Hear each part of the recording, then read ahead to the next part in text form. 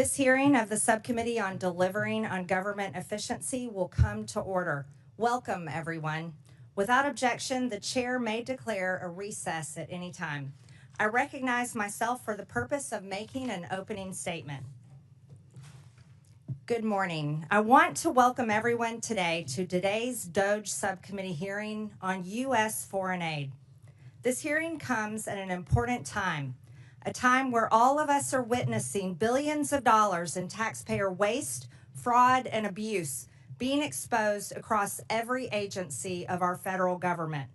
It comes at a time where oversight of U.S. foreign aid has uncovered billions of dollars that have been weaponized in furtherance of globalist far-left ideologies. The American people want change.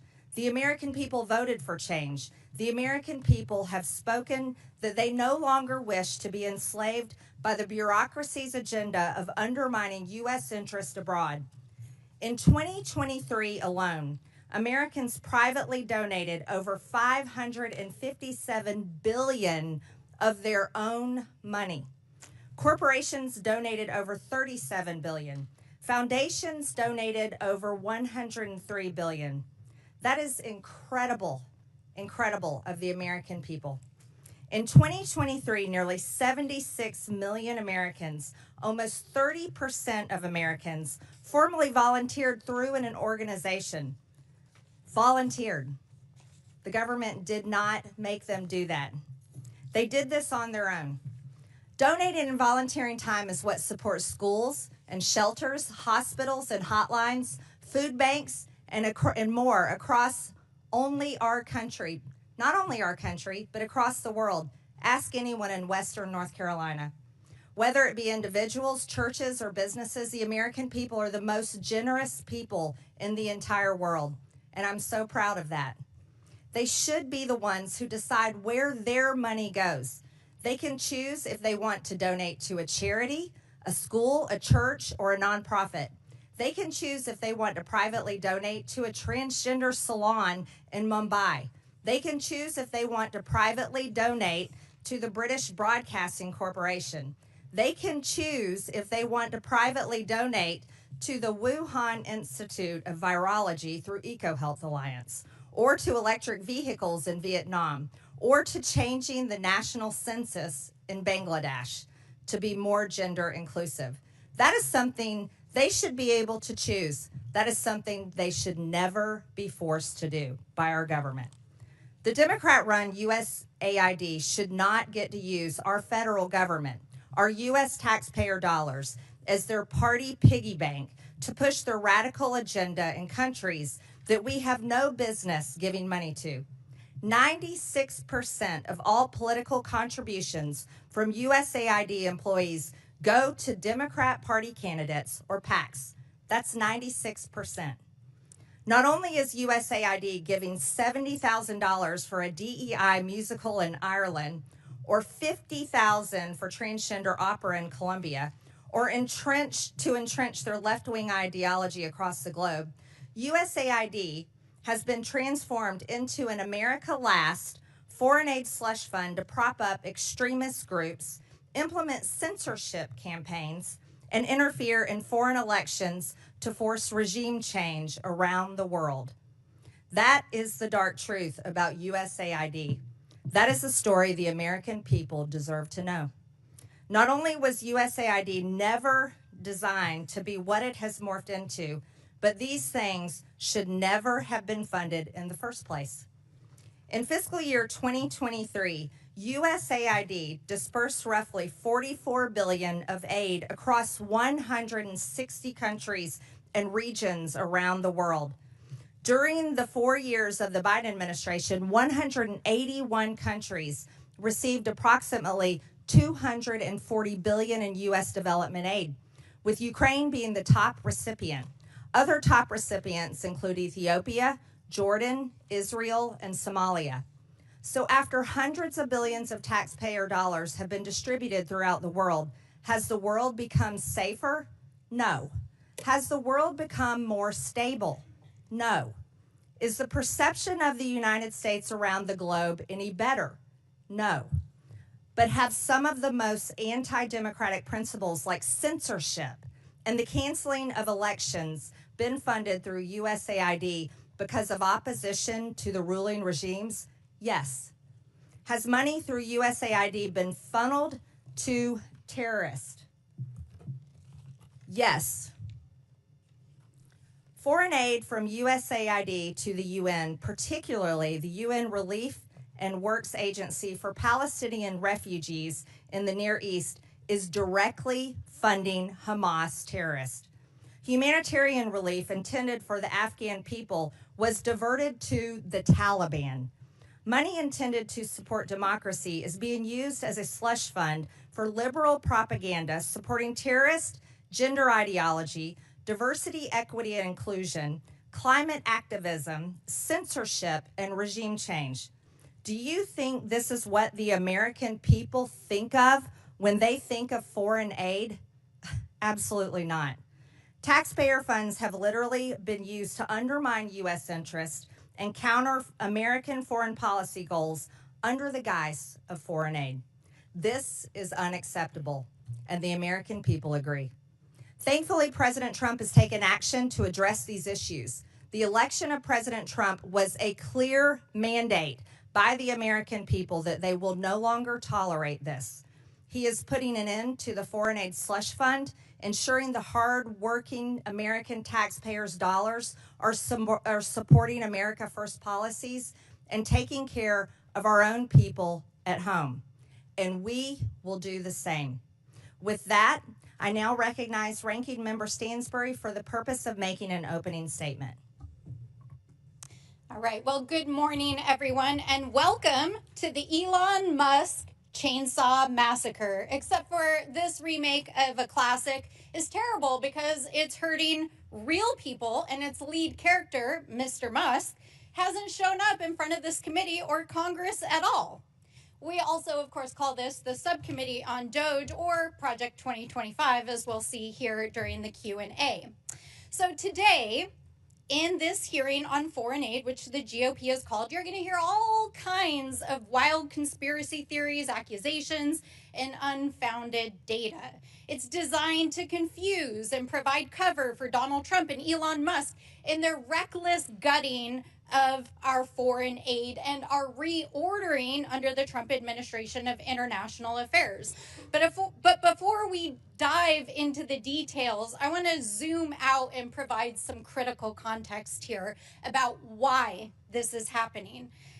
So first of all, let's talk about what happened over the last 2 weeks as the administration took an abrupt about-face in international relations after 64 years of USAID and supporting our allies in Europe, turning its back on long-standing allies and now suddenly embracing and enabling U.S. foreign adversaries.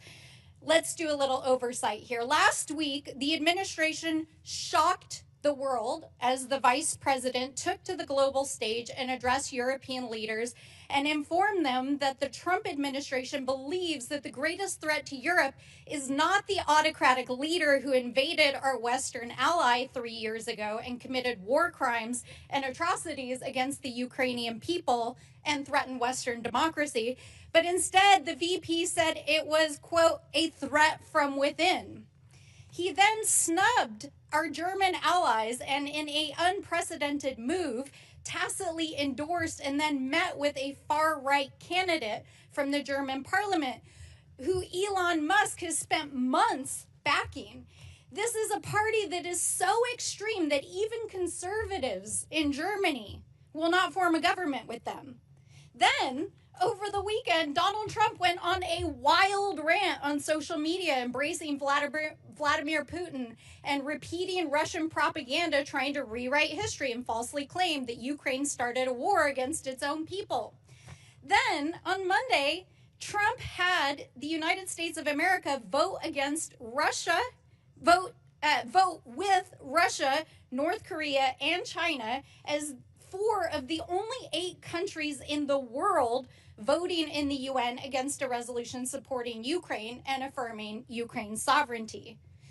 When you think about what this means in the context of American history, it's truly astonishing. That same day, which was only 2 days ago, the administration announced that they would proceed with firing another 2,000 USAID workers, even as a court ruled that the administration's dismantling of the aid organization is illegal. And interestingly, one of the main opponents of USAID programs is Donald Trump's buddy, Vladimir Putin.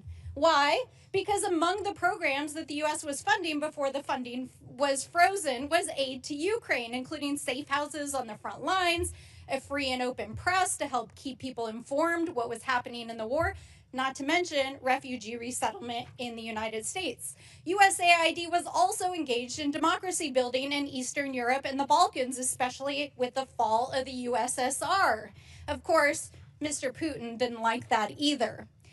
And these investments have been totally decimated over the last several weeks. Over the last 5 years, USAID has funded international aid to 212 countries around the world to promote international peace and security, to help maintain stability, and ensure that we are making good on America's promises. These investments are a fraction of the cost of weapons and defense, and the U.S. in the process is able to help promote national security, stop global pandemics, prevent hunger and mass migrations, and make the world and the United States a safer place. So when we hear conservative allies of Donald Trump repeat wild and unfounded claims about international aid, and we see a coordinated attack by conservative media, think tanks like those who are here today, members of Congress, the administration, we have to ask ourselves, what is really going on here, folks? Why the hell are they so hell-bent on dismantling an organization that has been so vital to American interests and Western democracy for so long? Over the last several days, they have fired thousands of federal employees. It really does make you wonder, doesn't it? And by the way, while they've been doing that, China has actually moved in already to places in South Asia that had their funding cut and is beginning to replace American diplomacy and aid in those places. So as we listen to this hearing today and hear from our witnesses, which I look forward to, I hope that we can get to the bottom of what is actually going on here today. And with that, I look forward to hearing the testimony.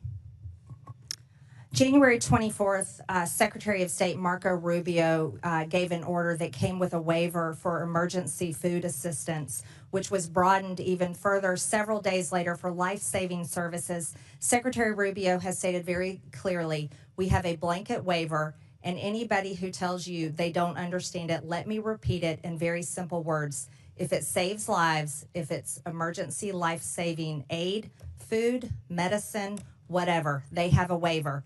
I don't know how much clearer we can be. And if we're not applying it, then maybe we're not a very good organization and maybe they shouldn't be getting any money at all. Additionally, in-kind food assistance purchased from U.S. farmers is continuing. I'm pleased to introduce our witnesses today. Max Primac is a senior research fellow at the Heritage Foundation's Margaret Thatcher Center for Freedom. He has more than 30 years of international work experience, including as acting chief operating officer at USAID and as a USAID contractor.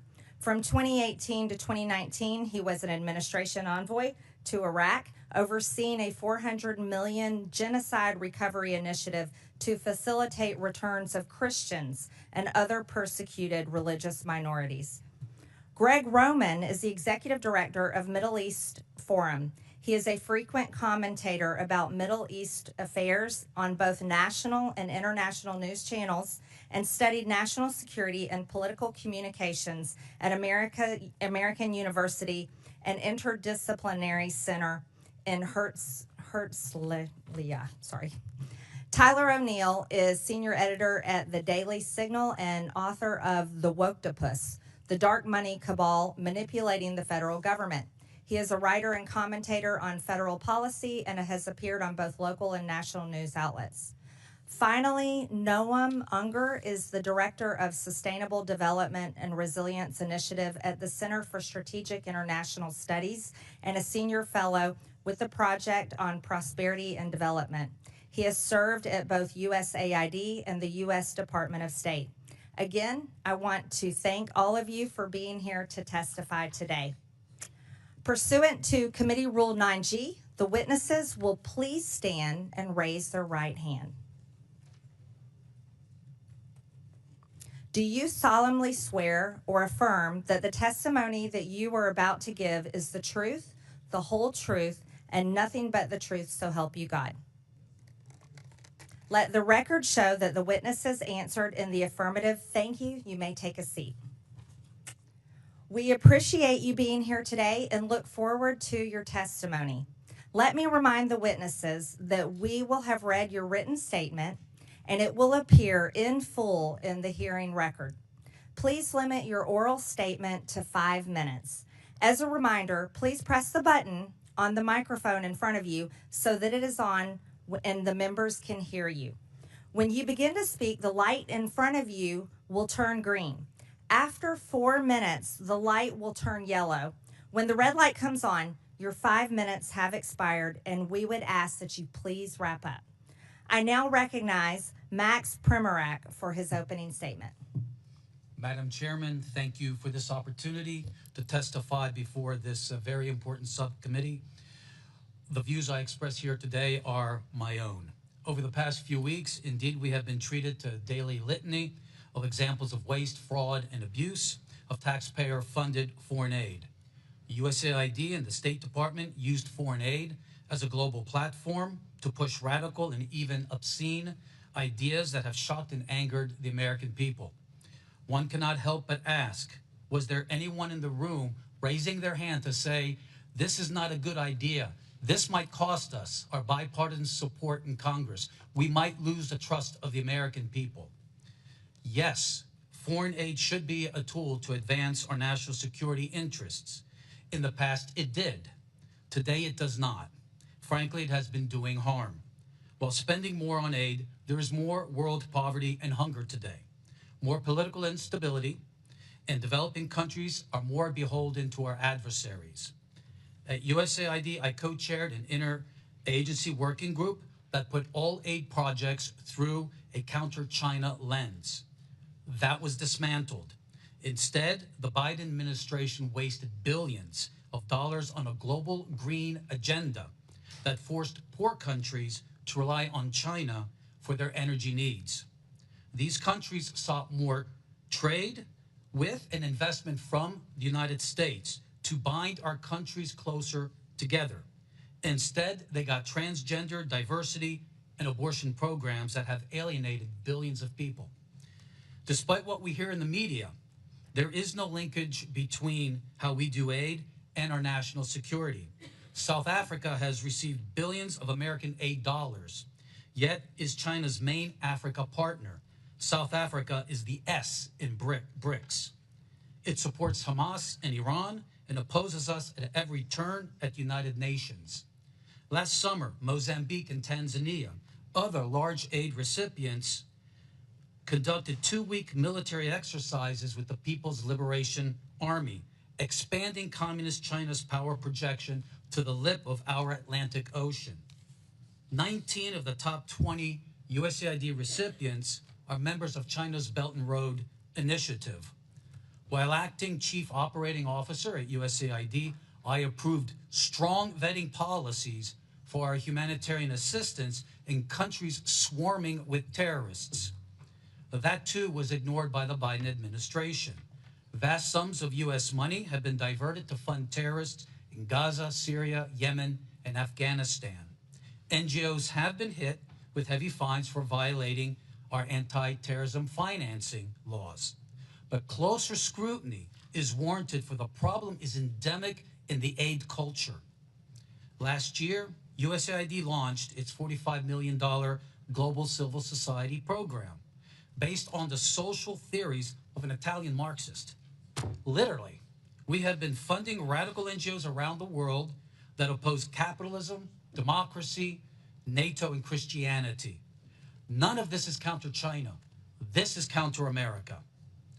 Again, a resounding yes that foreign aid can be a powerful tool of diplomacy to promote freedom, prosperity, and peace in accordance with our national interest and our values, but not as an instrument of progressive imperialism. Regardless of which party controls the executive branch, aid officials must ensure that every single foreign aid program can pass the Middle America smell test on waste, fraud, and abuse. Aid decisions must always secure bipartisan support. There must be full transparency on who is being funded and what they're doing, not only for the members of Congress, but especially for the American people. The fiduciary failure of our aid officials over the past 4 years has done tremendous damage to foreign aid's credibility and America's standing in the world. Thank you, and I look forward to your questions.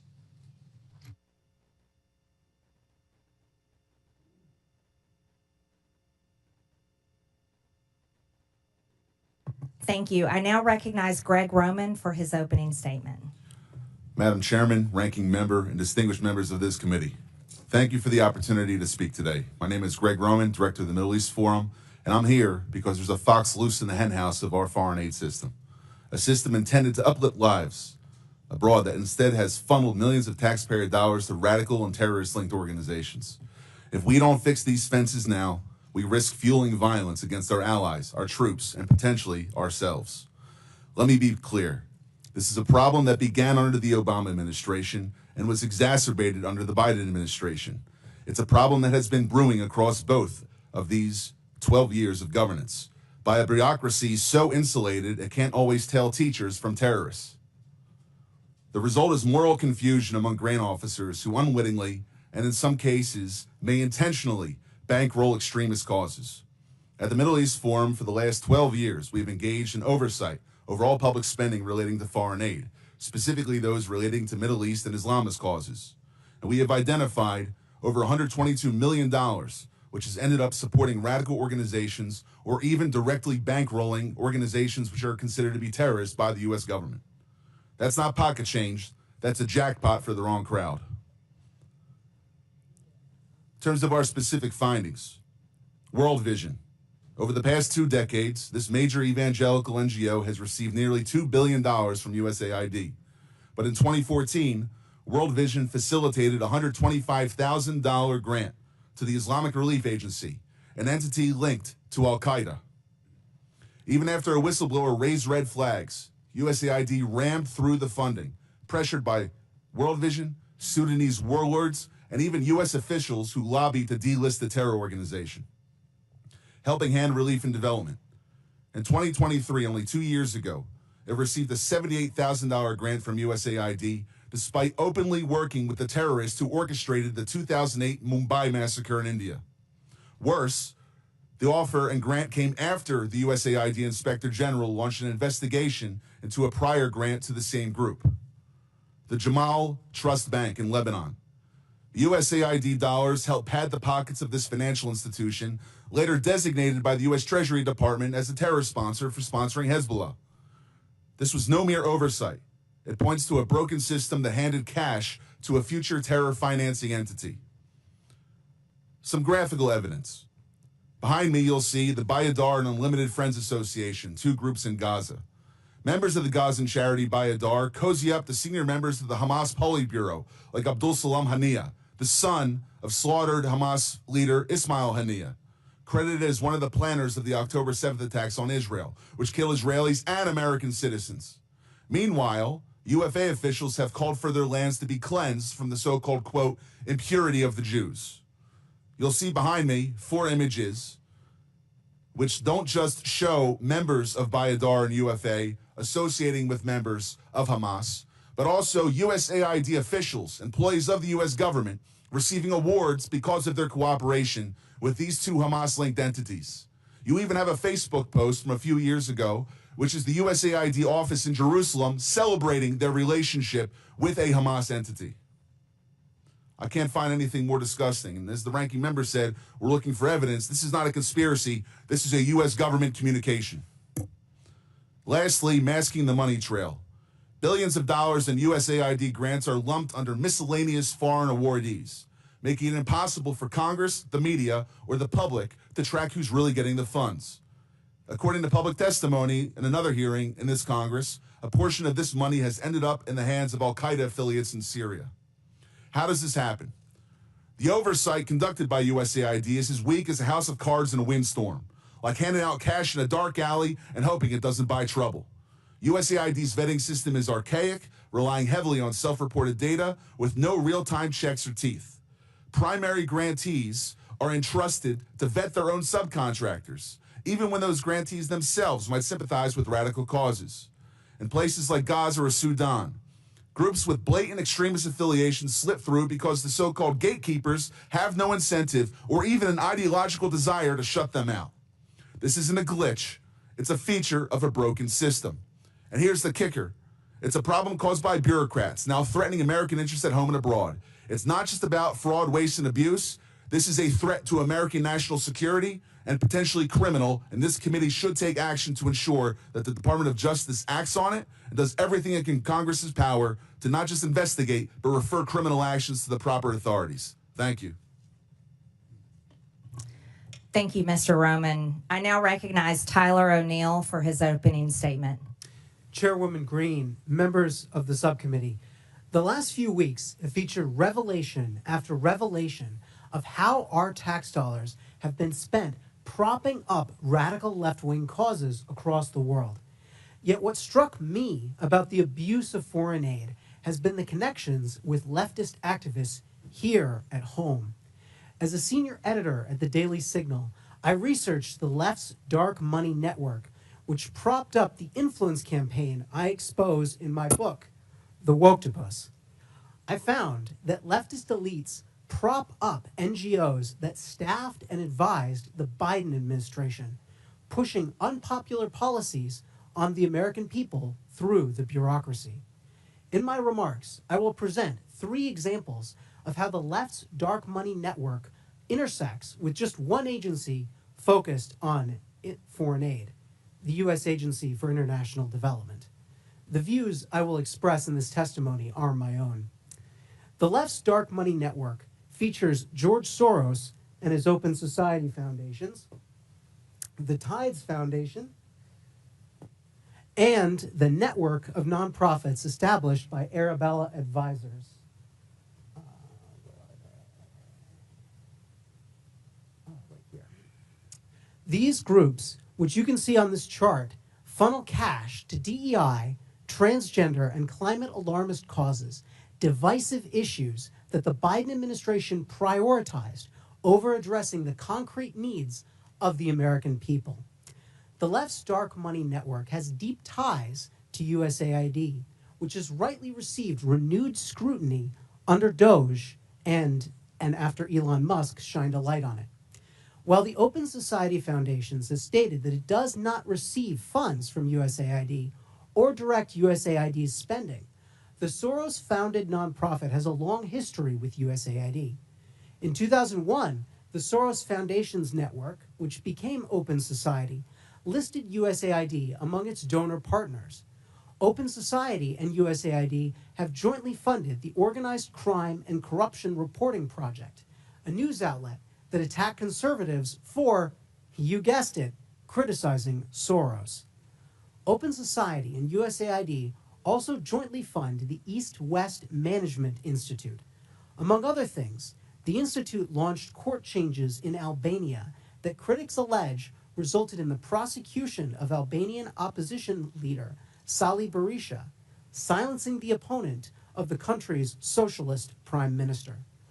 Open Society has hired at least 5 former USAID staff, including at least 1 high-level official who worked at USAID providing services amid political transitions in foreign countries. Former USAID Administrator Samantha Power met at least twice with Open Society leaders. USAID has directly funded a different organization in the left's dark money network, the Tides Center. The agency has awarded more than $27 million in grants to the center. You'll find the Tides Foundation right here. The Tide Center has funded many of the leftist groups that influence the Biden administration, and it also operates its own in-house nonprofit called Palestine Legal, which represents anti-Israel rioters in court and gives them legal advice. Former USAID staff have also gone on to work for Arabella Advisors, which is a for-profit company that set up pass-through nonprofits. These groups allow donors to support specific projects without being associated with these projects. One of the nonprofits, New Venture Fund, set up a secretive group called Governing for Impact. Even though Governing for Impact had existed for barely 2 years and did not appear in a Google search at the time, its leaders met with and advised top staff in the Biden administration, executive-level bureaucrats who oversaw the vast federal bureaucracy. Leaders of the Rockefeller Foundation, another funder in the left's dark money network, previously held roles at USAID, including the former administrator, who now serves as the foundation's president. Other USAID staff have gone on to work at the nonprofits that staffed and advised the Biden administration, including the Center for American Progress, the Human Rights Campaign, and the American Civil Liberties Union. Personnel is policy, and these connections between the left's influence campaign on the Biden administration and USAID reveal how woke elites have captured the enterprise of foreign aid. Thank you. Thank you. I now recognize myself for 5 minutes of questions, and I will inform this committee and the public watching that if, pardon? Oh, sorry. I'm sorry, Mr. Unger. Apologize. I didn't mean to skip over you. I now recognize Mr. Unger for 5 minutes. Madam Chair, Ranking Member Stansberry, distinguished members of the subcommittee, I am honored to share my views with you. They are my own and not those of my current or former employers. I have served at USAID and the State Department in multiple roles and in non-governmental positions focused on U.S. foreign aid reform and global development. My government service took place during the administrations of Presidents George W. Bush, Barack Obama, and Donald Trump. Every U.S. administration since World War II has wanted to shape foreign aid in line with its goals. But strangling the system into extinction is akin to unilaterally disarming at a time of mounting geopolitical competition for partnerships globally. Throwing away our toolbox does not make us safer or well-positioned to influence the world. Our set of foreign aid tools reflects enlightened self-interest. With it, the U.S. countered communism and enhanced the education, farming productivity, and health of people around the world while also saving lives. Our international AIDS and malaria programs have collectively saved more than 35 million lives over the past couple decades. U.S. assistance has also built partnerships and economic growth, so much so that 11 of America's 15 biggest trading partners were former recipients of U.S. foreign assistance. We are now in a period of renewed geostrategic competition. China has been vying with the U.S. for partnerships across the global south, inking deals where it can. China can and will fill soft power voids left by the U.S. Other potential threats to our security are also connected to developing countries and fragile states. From the potential resurgence of ISIS in the Middle East to the spreading influence of Islamist militants and Russian mercenaries across the Sahel. On the eastern edge of Europe, Russian aggression may continue to grow unchecked, and in Colombia, the strife from neighboring Venezuela is spilling over to yield the worst violence in a generation. With that backdrop, the administration has abruptly and collectively disabled U.S. tools of foreign assistance. The White House has said it is cutting programs that do not benefit Americans. But their approach is dismantling many programs that help Americans, thereby cutting off our nose to spite our face. This is evident in many ways. First, the government has purchased more than $2 billion in food aid annually from American farmers, and American farms supply more than 40% of the food aid USAID sends around the world. But with the foreign aid freeze and stop work order, rice, wheat, and soybeans are going to waste in transit and in ports. In Houston alone, hundreds of tons of American-grown wheat have been stranded. The recklessness of the current approach is evident in health efforts, too. We need our foreign aid to prevent outbreaks of infectious diseases from spreading before reaching our shores. But U.S.-funded early detection and treatment for deadly diseases like Ebola have sputtered to a standstill.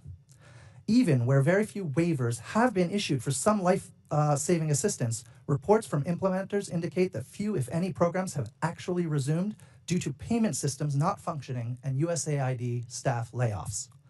It is also counterproductive to eviscerate programs focused on other transnational concerns, ranging from conflict and corruption to migration and the trafficking of people and drugs.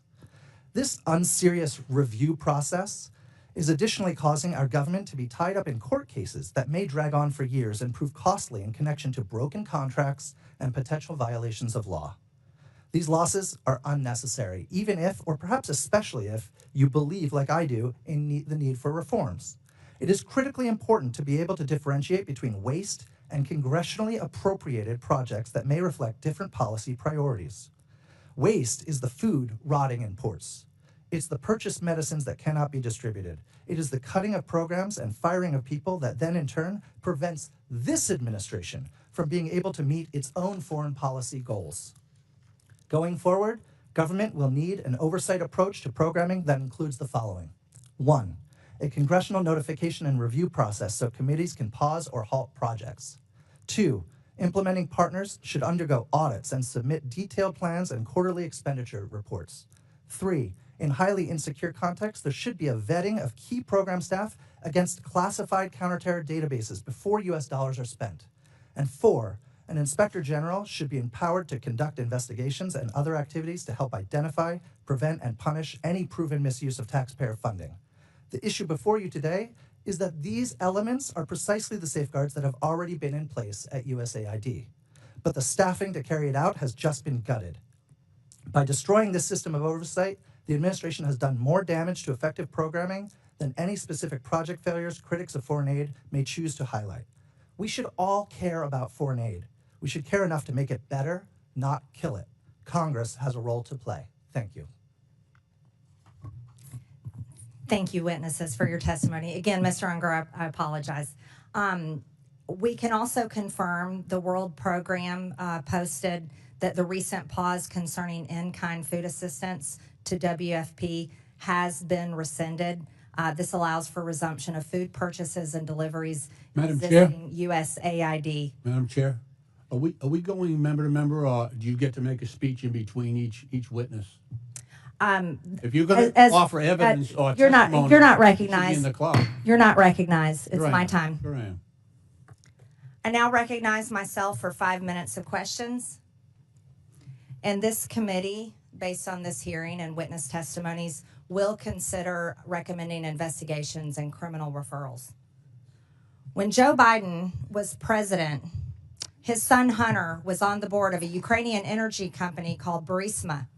The prosecutor general of Ukraine at the time, Viktor Shokin, was investigating Burisma for corruption.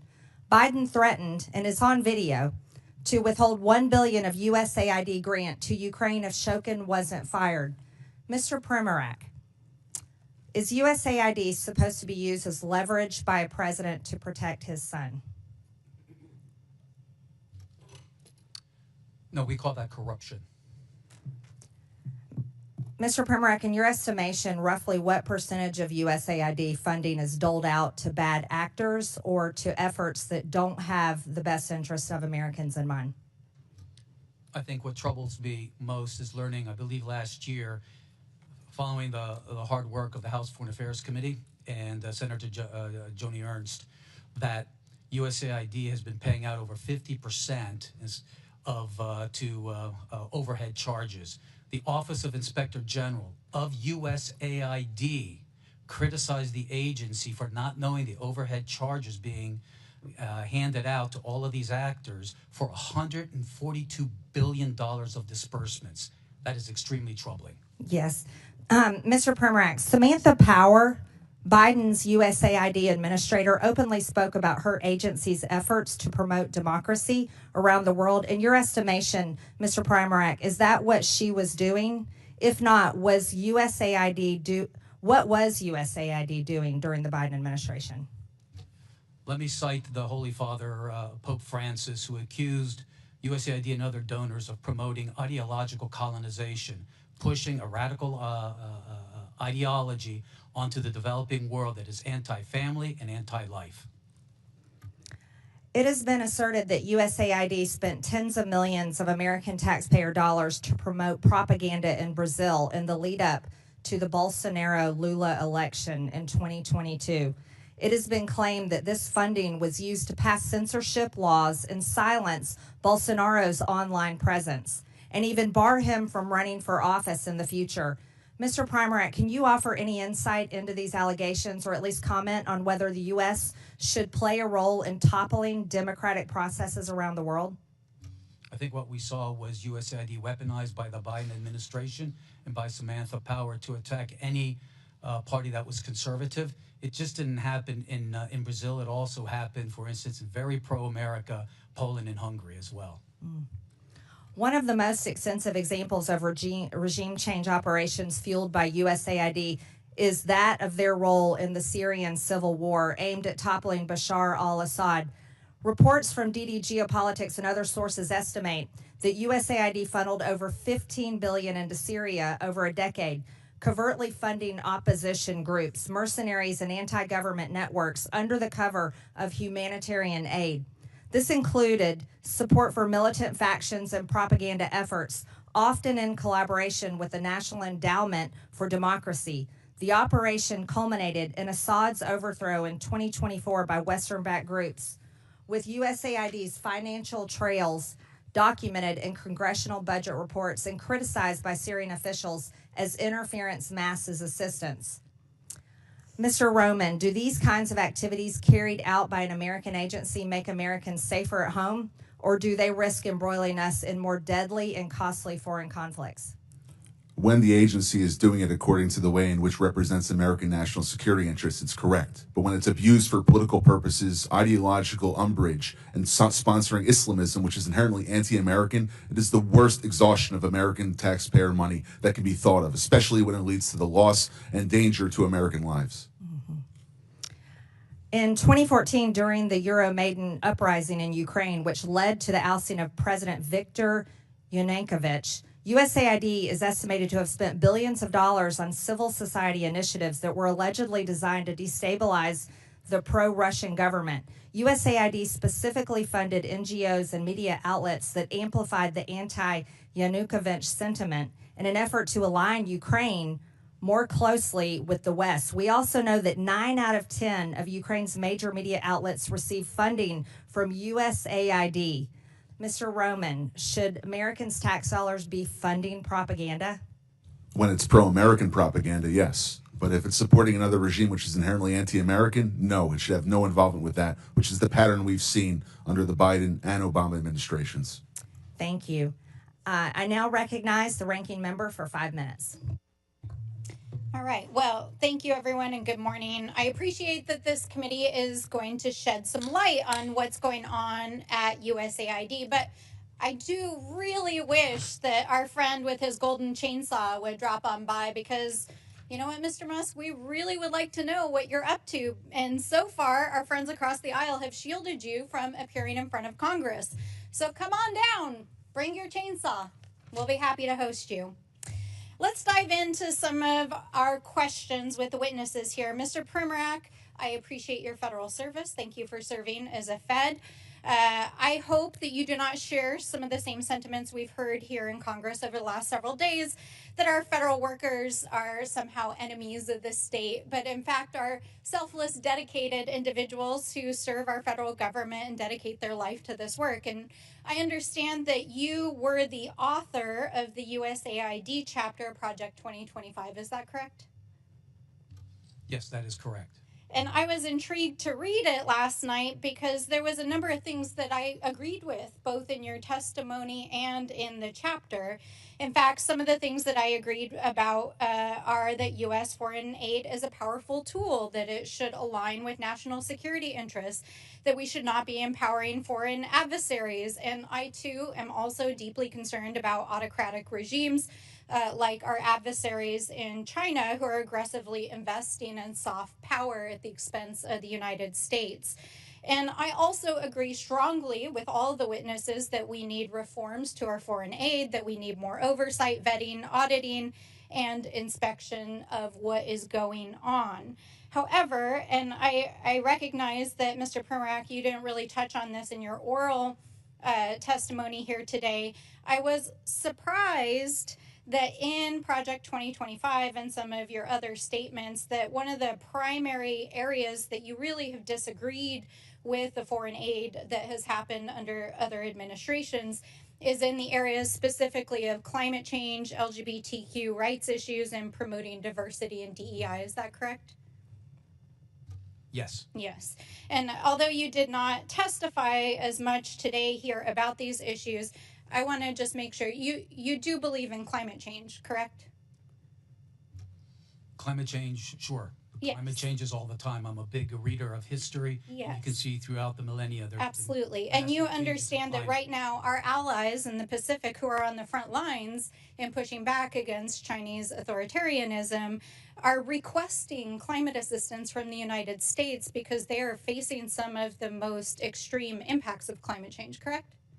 According to USAID Just document, a yes or no, sir. You there's been a understand drop that of about our 99% Pacific allies, right? of people killed by climate change. 99% drop. Sir, the So it's question not is, radicalism, do it's good you infrastructure. understand that our Pacific allies, who we have defense agreements and compacts with, are asking the United States for climate assistance as for the exchange to provide a place for the United States, for example, to push back against Chinese authoritarianism? You understand that, correct? Yes, under Trump, Yes. we were Okay, helping so those that is islands. why we are involved in providing financial assistance and foreign aid around climate change, in addition to the fact that it is a global threat.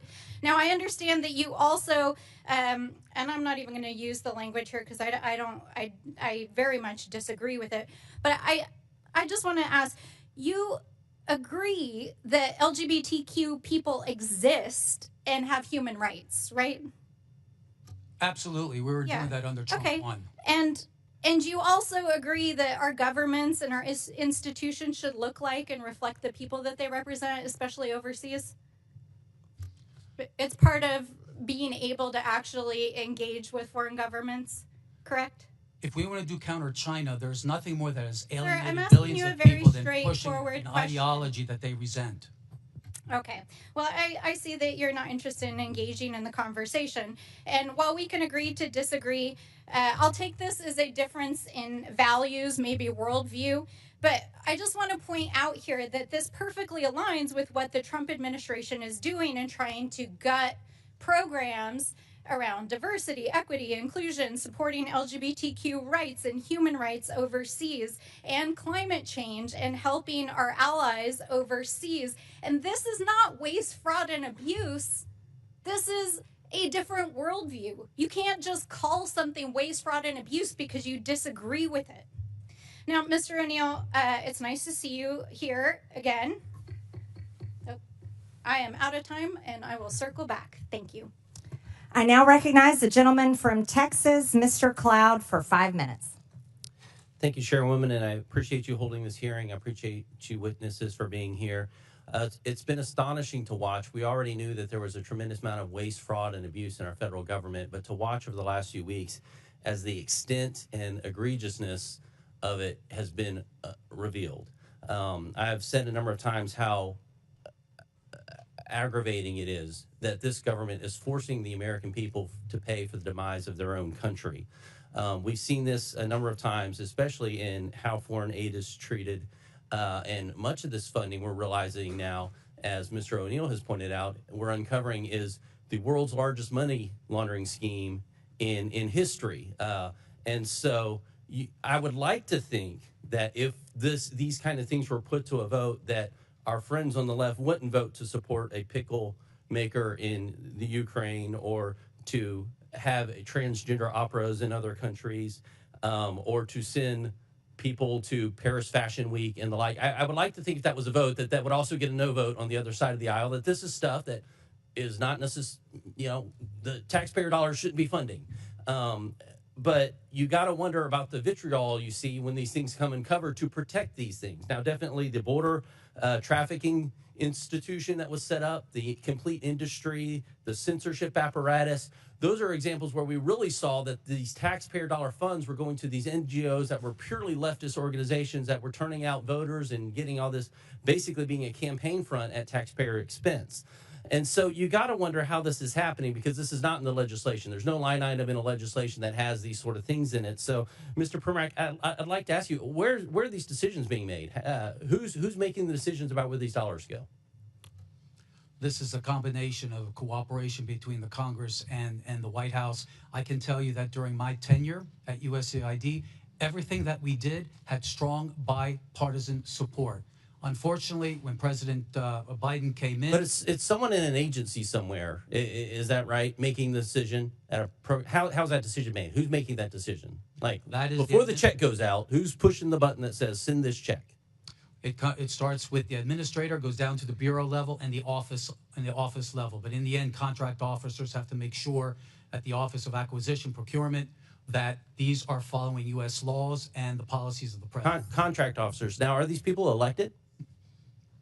We hear a lot about elected officials making these, certain decisions. There's no one at USAID that is elected. So, yeah, so the people sending money are not elected officials. Okay, just wanted to clarify that. One of the issues we've had is trying to track this dollars once it goes out to bring accountability to it. And there is no connection that we've been able to find to an employee ID number, for example, connected to where the grant money is going out or the contract money is going out. We're working on legislation to fix that. But one of the things that's really disturbing is the fact that some of the money that's going out doesn't even have a name of where it's going out. You talked about that, Mr. Roman. Could you speak to that for a second? It's to the tune of billions of dollars. Correct. Miscellaneous foreign awardees. The issue with it is that while the individual grantees have to apply for a vetting process that USAID conducts in terms of a government review, including with counterterrorism databases, there's a self-certification process by their sub-grantees. It's as if though you hire a contractor in your house to redo your living room, and he hires a bunch of robbers to take everything out, and you're left with the spades on the wall rather than having a fully renovated room itself. And so some of these dollars have been going to support terrorist organizations. Right. And taxpayer dollars going to support. Now, what would happen if we found a business that was funneling money to the Taliban? They would be indicted. They would be charged, go before trial, and go to jail for a 20-year sentence for money laundering or for material support for terrorism. So this is one of those cases where it's only legal if the government's doing it? Right. In the opening chairman's remarks, she was saying that this is about fraud, waste, and abuse, and if it was anyone else, it's as if though a private citizen can't do this, but if a U.S. government agency or bureaucrat wants to give money to a terror organization, it's okay. Yeah, I find that atrocious. I think the American people do too. Mr. Primac, I want to touch on one thing because I've talked to ambassadors across the world, and you hear this. We'd like to align ourselves with the United States. We don't want to align ourselves with China, but when we're talking to China, they're talking roads, bridges, infrastructure, those kind of things. Things we traditionally know as soft power. But right now, when they're talking to the United States, what they've gotten from our State Department over the last few years is social reengineering. Many of them have come to say, our nation espouses Judeo-Christian values. They don't. And even as I talk to pastors across our country who are working to send millions into missionaries, their eyes in Christian universities to understand the fact that our State Department is actually sending billions to counteract those ideals. Could you speak to that?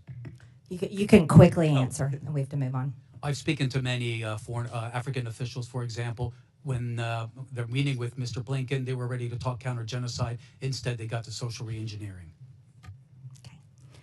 I now recognize the gentleman from Massachusetts, Mr. Lynch, for 5 minutes. Thank you, Madam Chair. First of all, I want to thank the witnesses for helping the committee with its work. I've been here a while, so I was here actually when President George W. Bush was confronted with wars in both Iraq and Afghanistan. And in the midst of that, members of this committee, I was in the lead because I was chair of the National Security Subcommittee. We went to Iraq and Afghanistan, and we vetted some of the billions of dollars that the president spent over there. Some of it was wisely spent in the best interest of protecting our sons and daughters in uniform. Others purely wasted that I think fell into the hands of our enemies. I think that has been true of every administration that has tried as they might to strengthen America's national security by investments abroad. I do want to say that what troubles me greatly is that now we have a cessation of all foreign aid, and just take Ukraine for example. I know it's been $174 billion in aid from the U.S. to Ukraine. It's important to note that that $174 billion, most of it was spent here in the United States, and paying defense workers and defense contractors and putting Americans to work. 90% of that on the defense side. And then when you look at the grain shipments that we have made, not only to Ukraine but to others, because obviously their agricultural systems are inoperable right now, those are American farmers. And Madam Chair, I would like to ask for unanimous consent just to submit this article from the Associated Press entitled "The USAID Shutdown is Upending the Livelihoods of Farmers and Other Americans." Without objection. Thank you, Madam Chair. So, and what also troubles me is that now we have a president saying that Ukraine started the war. And Mr. Ullman, you're a really smart guy. You're up on this stuff. You pay attention. Do you seriously believe that Zelensky invaded Russia? Okay.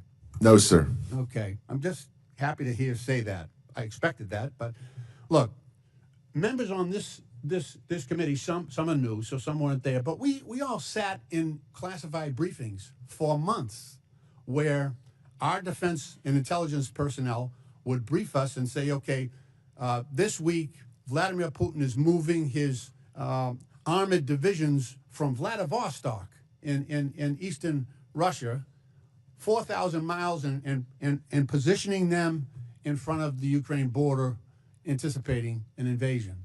And then, afterwards, after the invasion, actually 2020, I think it was, Putin took credit, said, I ordered the special operation against Ukraine. And yet, we have a president saying the opposite. He's saying that Ukraine invaded Russia. They started the war. And it's just, to restate Mr. Primac's question, was there one Republican in the room that raised their hand and said, no, Mr. President, that is a lie. That is false. I didn't hear anything. Not one of my colleagues corrected the president and stood up to him and said, no, Mr. President. No, Mr. President. It was Russia. It was Russia that started that war. They invaded Ukraine. And it's right for the U.S. to stand with Ukraine and their people. I didn't hear any of that. That's what troubles me. I had instances where I agreed with George W. Bush on some things. And I had plenty that I disagreed with. But, that's Congress's role here.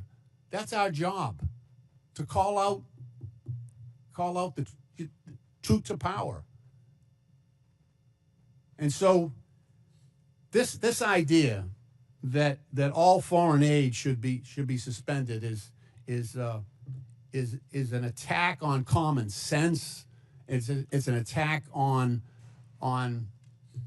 American national security for this country, and we should be more careful. I agree. Let's look at the areas where we're spending foreign aid in an area and in a way that is good for U.S. national security, and let's get rid of the stuff. Some of it you've already pointed out that it is not in our central interest. That's a good process that I would like to engage in. Thank you, Madam Chair. I yield back. I now recognize the gentleman from South Carolina, Mr. Timmons, for 5 minutes. Thank you, Madam Chair. My colleagues across the aisle are quick to judge the actions of this president in the early days of his administration. But I didn't hear any loud voices from across the aisle when President Biden, who was clearly experiencing severe cognitive decline, ran this country. I don't even know who was running the country. I don't know who was making the decisions. I don't know how those decisions were being formed and who was signing the executive orders he was engaging in. So it's just very rich that I'm hearing all of these concerns about President Trump's efforts to negotiate peace in Ukraine and the manner in which he's going about it. And I hate it, but I think I have to set the record straight, because President Trump and his team went to Munich to the security conference just weeks ago, and they were engaged in diplomacy. They were trying to create an opportunity for the United States to have a financial and economic interest in the future of Ukraine. And that was through a minerals deal. The U.S. has a strategic interest in having a long-term supply chain for rare earth minerals. And so President Trump said, we can get on board with this. Let's do this. It might not be the NATO membership that they want, but it's a close second. And so your concern is related to those conversations, because Zelensky originally said, yes, let's do it. That sounds like a good deal. And then within 24 hours, he backtracked. He did a 180. And he actually started disparaging President Trump. And he was disparaging the administration. So, President Trump said some things and tried to create pressure to then bring Zelensky back to the table. Whoa, guess what? Guess who's on the way to Washington to sign the minerals deal? So I get it that my colleagues across the aisle want to throw stones at everything that President Trump does. My favorite was when President Trump was engaging with Canada and Mexico, and the Democrats didn't even have time to throw stones at his attempt to bring them to the table, secure their side of the border, because it only took them 4 or 5 hours to come to the table. The articles hadn't even gone to print yet. So, look, President Trump is going to negotiate peace in Ukraine. He's going to bring all of our hostages home in Gaza, and he has deserved the leeway. Now to the issue at hand, USAID. 77 million people voted for President Trump because we are out of balance. The Biden administration, whoever was running the show, engaged in ridiculous policies that the American people disagree with, whether it's with DEI or trans policies, whatever it is. We're turning the page, and we're not going to abdicate our leadership in the global community. We're going to hit reset, because we are so out of balance that all we can do is go to zero and then build back.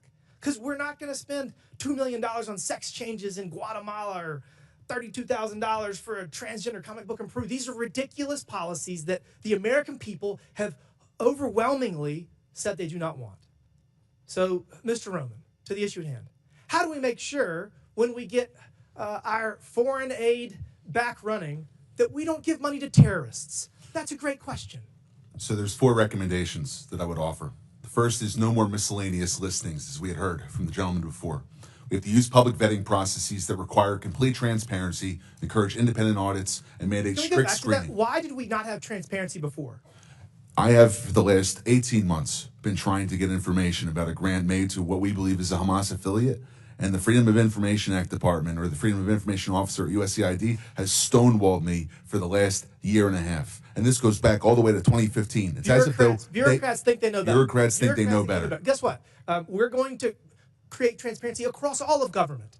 And that is what President Trump is doing through Elon Musk. Elon Musk has been asked by the president to serve. And he is going to bring transparency, not just to USAID, to every single nook and cranny of the government, because that is what the American people want. And it's 2025. We have the ability to do that.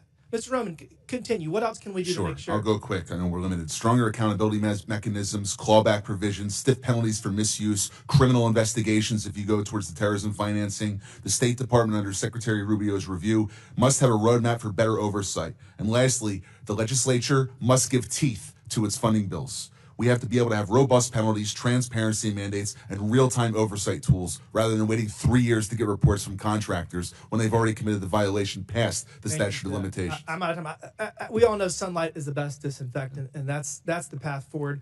With that, Madam Chair, I yield back. Thank you. A member of the public audience made an obscene gesture. It was caught on camera to a member of Congress. I would like to remind everyone in the hearing room to follow the rules of decorum. Capitol Police will now remove the offender, and I expect members of the audience to maintain decorum. We'll take a pause for a brief moment.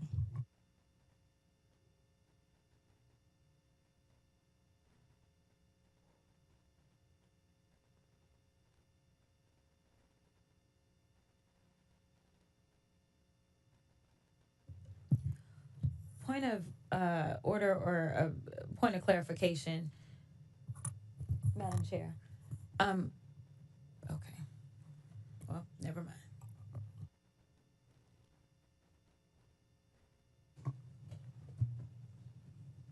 Do you have a parliamentary inquiry? No. Okay. I'm okay now. Okay. I now recognize the gentleman from California, Mr. Garcia, for 5 minutes. Okay, well, thank you to our ranking member, our chairwoman, and I want to thank our witnesses for also for being here today. Thank you all for joining us. So this is obviously our second hearing on DOGE, and certainly as Elon Musk and Donald Trump work together to destroy our federal agencies. Now, a lot has happened in just the last few weeks since DOGE has been off rating the federal agencies that we care so much about. We know that FAA staff have been fired, making our airspace less safe. Veterans Affairs staff have been fired, risking services for our vets. Food safety and health staff have been fired as we face a bird flu pandemic.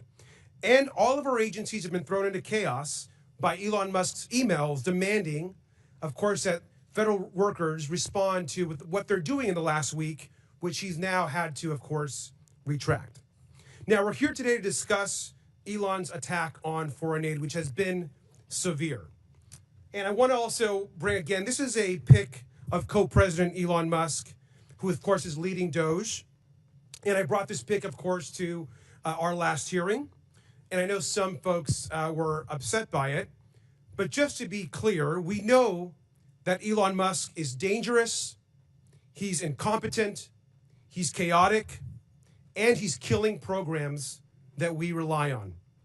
We know that he's helping to push through massive cuts to Medicaid that could rip healthcare away from millions. He's pushing tax cuts that will benefit him and his billionaire friends. And he is causing real harm to federal workers. Now, some of Mr. Musk's most damaging actions have actually been towards USAID, which we're discussing today. Over 14,000 adults and 1,500 infants have now been estimated to have possibly died because of the Trump administration's attack on AIDS treatment programs that are actually ongoing, as we know. They're hurting real people and damaging our national security. Now, if you look at this chart, and you look at all spending in the government, and you want to look at foreign aid, of course, of which USAID is a part of, it's less than 1% of our total budget. USAID spends around $40 billion per year. Around $40 billion per year of this entire federal budget. Meanwhile, other parts of the budget, including, for example, the Defense Department, spend almost 16% of all federal spending in fiscal year 2025. In fact, about half of other discretionary spending in this chart. Now, the Department of Defense is the only agency to never pass an audit. USAID actually passes audits all the time. And yet we're attacking the one agency that actually is able to pass an audit while we leave untouched the agency, of course, that can't even pass an audit. Last year, the Department of Defense failed to account for 63% of its assets. Trillions of dollars worth of equipment haven't been properly documented. And it's not just their failure to pass an audit. I want to just quickly ask about some key programs that are over budget and behind schedule. This, of course, we know here is the F-35 fighter jet. Will cost us $2 trillion over the course of its life cycle. These planes are often delivered late. They often cannot fly. And right now, we know that the F-35 is $183 billion over budget. Mr. Unger, which is more, the $183 billion cost overrun of the F-35 or the entire USAID budget? The former that you mentioned, sir. And this is the Littoral Combat Ship. The Navy, by the way, thinks this is basically useless in actual combat. could have a lifetime cost of over $100 billion, according to ProPublica. Mr. Unger, that's also way more than the entire USAID budget. Is that right? Yes, way more. Thank you. And I also want to just ask you about the Central Intercontinental Ballistic Missile Program, which has seen its costs soar over 81% during its program cycle. It costs $141 billion with cost overruns and soaring program cost. Mr. Unger, you know what I'm going to ask you, but is $141 billion more than the entire USAID budget? Absolutely. Mr. Unger, Elon Musk and his companies have received about almost $40 billion in government contracts, loans, subsidies, and tax credits. That amount, that roughly $40 billion, is basically enough to run USAID for an entire year. Is that correct, Mr. Unger? That is correct for USAID's budget and the programs that it manages. The majority isn't talking about Elon Musk programs or asking them here to testify. They're attacking USAID and are supporting a billionaire who gets richer every single day. We got to push back every single time. And with that, I yield back. I now recognize the gentleman from Tennessee, Mr. Burchett, for 5 minutes. Thank you, Chair Lady. Mr. Roman, are you aware that we are sending $40 million a week to the Taliban? Yes, sir. Can you name other instances of foreign aid going to terrorist organizations? We have assisted al-Shabaab in Somalia. There's been instances of the Hamzi Network in Sudan, Hamas, Islamic Jihad, Hezbollah, Kataib al-Hezbollah, Hayat Tahrir al-Shams in Syria. Dozens of terror organizations have received indirect assistance from U.S. foreign aid. Could you elaborate a little bit on the mechanisms in place that are to stop foreign aid from going to terrorist groups, and why are they not working if we have any in place? Sure. And I would note that these are, you notice these are terrorist weaponry. You see some AKs, SKSs, some snipers, some clips, some clip carriers probably made in China, and I believe these are small landmines here beside right there. Let's use Gaza as our case study. $2.1 billion in American taxpayers' money to Gaza since October 7th when Hamas invaded southern Israel. USAID money was going in terms of an emergency use authorization to try to go to parties that USAID formerly had a relationship with in the Gaza Strip. They had to have been vetted by OFAC. They should have been vetted against the special designated terror list from the State Department and from other Treasury organizations. Waivers were granted because they said that there was an emergency use to have that money come in to Gaza, thereby jettisoning the usual typical screening procedures. As a result, 90% of aid that was going from the United States by way of its agents in Gaza ended up in Hamas-controlled areas. And this is ridiculous. Essentially, what the U.S. assistance to Gaza did was underwrite the ability for Hamas to survive until the ceasefire was just passed a few weeks ago. There was no strategic thought for it, and there was no screening.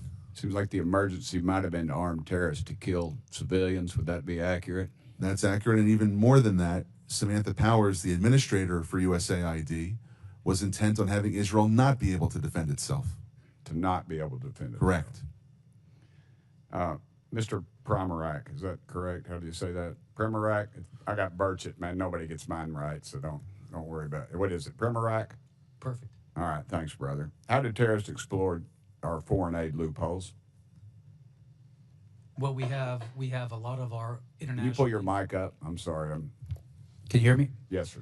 You have international NGOs and UN agencies actively lobby here in Washington, D.C. against vetting policies that would prevent it. I was the senior vetting officer at USAID, and what we did. Did you say United Nations is doing this? The UN? Sure, everybody who's getting money lobbies here. That they're lobbying against us. I'm sorry, Mr. Roman. There's actually someone who used to work for one of those lobbies, the largest NGO lobby, Interaction. One of our co-witnesses here worked for them from 2018 to 2023.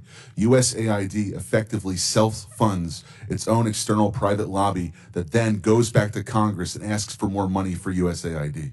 So the taxpayers fund this lobbyist who's working against American interests. Correct. Possibly killing our allies and possibly Americans. They bring together groups in Washington that overseas work with groups that kill Americans. Yeah, I don't need a flow chart to show that. I appreciate it. Do you think USAID programs have been aligned with the national security interests of the U.S.? No, they have not. They have actually helped China. Mr. Roman? No. Okay. How do these programs compromise our national security, Mr. Primac? They actually push China. They actually push much of the world towards China on the green energy agenda. They push people, ordinary people, billions of people towards China because of the resentment caused by our social reengineering. Are we being lobbied by these pro-communist China groups currently? But a lot of these countries don't even have to lobby because they get the money anyway, like South Africa. Yeah, and in fact, these lobbyists have come to the House and have tried to kill legislation like H.R. 160, which was meant to increase transparency in USAID's funding of overseas organizations. Is that a current piece of legislation? That's from the last session. And give me that number again. H.R. 160. And what does it do? It was meant to give U.S. lawmakers the ability to have higher transparency in terror financing investigations aimed at scrutinizing extremist groups. Mr. Primac? We had a regulation before we left in the last administration that anybody who touches money in countries where there's terrorists, those names have to go through databases, terrorist databases. That was overturned by Biden. Overturned by Biden. Chair Lady, I am currently 5 seconds, but I wanted to mention something. There's a lot